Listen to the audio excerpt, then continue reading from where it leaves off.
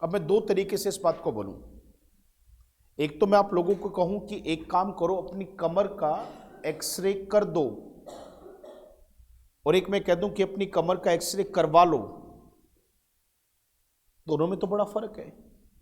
एक मैं ये कहता हूं कि अपनी गाड़ी धो लो, एक मैं आपको कहूं कि अपनी गाड़ी धुलवा लो। तो फर्क देखिए क्या है।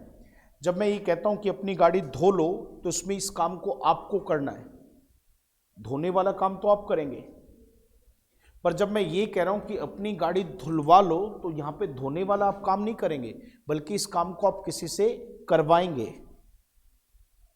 तो जब आपको किसी भी व्यक्ति को ये कहना है कि इस काम को करो, तो फिर कैसे बोलेंगे? देखो, आपने कहा कि गाड़ी को धो लो, वॉश आपकी गाड़ी, तो योर, और गाड़ी को मैंने बोला कार।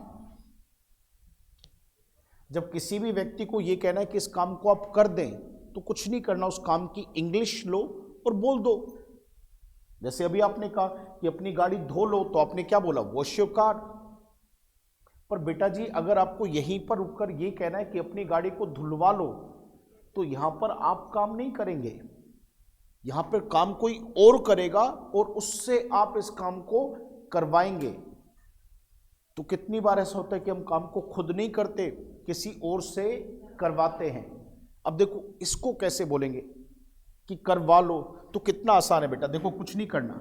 जब कोई भी काम हम खुद ना करके किसी से करवाते हैं, तो करवाने के लिए या तो ले लो बेटा गेट, या फिर ले लो बेटा जी हैव। दोनों की सेंस से आप किसी भी काम के करवाने को दिखा सकते हैं। पर इस सेंटेंस को बड़े ध्यान से देखना कैसे लिखना है। गेट और हैव में से कोई भी एक वर्ड तो लेके आओ, पर इसके बाद के सेंटेंस को समझे। अब देखिए क्या है। अब इसके बाद यहां पर उस चीज का नाम लेके आना है, किस चीज को लेके वो काम होगा। अब धोने वाला काम किस चीज को लेके हो रहा है? गाड़ी को लेके। तो आपने गेट और हैव के बाद पहले उस चीज का नाम लगाना जिसको लेके काम होगा। तो देखो, वो चीज का नाम क्या है? Your car. तो बन गया sentence, get your car, have your car. अब रह गया वो काम जो इस गाड़ी के साथ होगा। वो काम कौन सा है जो गाड़ी के साथ होगा? वो है धोने वाला। तो मुझे कुछ नहीं करना, तो गेट योर कार, और जो काम था उसकी मुझे थर्ड फॉर्म लेनी है, थर्ड फॉर्म, और सेंटेंस रेडी है, गेट योर कार वॉश्ड। अपनी गाड़ी को धुलवा लो। तो कितने अच्छे तरीके से आपने इस बात को कहा। एक कर लो, एक करवा लो।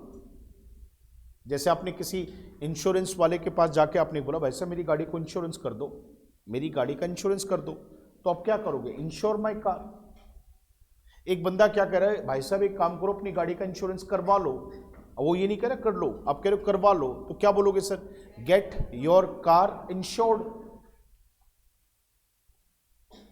ये सुनो, बस समझने की बात है। अब एक तो होता है बाल को काटना। आप किसी बार्बर की शॉप पे गए, आपने कहा भाई साहब बाल काट दो, कट माई हेयर।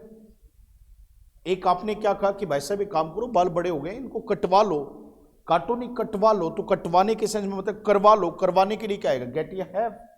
हैव के बाद यहाँ पे चीज का नाम, तो get your hair, have your hair. और अब की थर्ड फॉर्म, कट की थर्ड फॉर्म तो कटिंग होती, कट कट कट, तो have your hair cut, get your hair cut. एक करना है तो एक करवाना है। तो इस तरीके के कंसेप्ट्स आप बहुत बोलते हैं बेटा, वही है। देखो, भाषा कुछ नहीं,